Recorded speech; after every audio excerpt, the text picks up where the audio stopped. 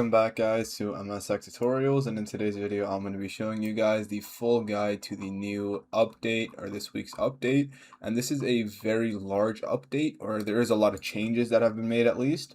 So the main thing is that there is a new glove called the Pool Noodle, and it has a power of 48, ability of Noodle Spike, and you pretty much need to own the, well, I don't know if the badge is rendered or like or just says question mark, but yeah, I think it might be bugged. You might need to like rejoin the server. But for now, yeah, you do need to own it. It's going to be the badge glove. But this is a summer themed update. It says, okay, so yeah, it says added the return to sender badge in the Discord changelog. So that's probably what it's called.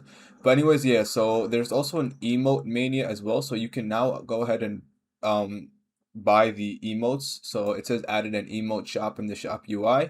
Emotes can be purchased using null shards. So that is also a new thing. But other than that, there's also been some changes for some mastery quest changes, like the shard, space, voodoo. You know, a lot of those type of changes. A lot of gloves got nerfed. A lot of gloves got, actually, a lot of the gloves mainly just got nerfed. So they lowered Ice Skate's power from 55 to 49, Jester's power from 58 to 54, Rojo's 57 to 52, and same with Slender, 57 to 52. And also some other changes to specific gloves. If you guys want the exact details, you can go to the Discord server and see from there. There's also some QOL changes as well. But the main thing was the new gloves that have been added. And there's also a boss fight, I believe, coming on August 7th. There's more information about that in the Discord as well. I believe it's coming August 7th. I think it's the pin boss fight.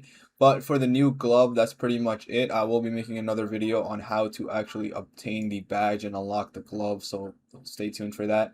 But that should be it for this video. Thank you guys for watching. Make sure to give the video a thumbs up, subscribe to the channel, and have a great day.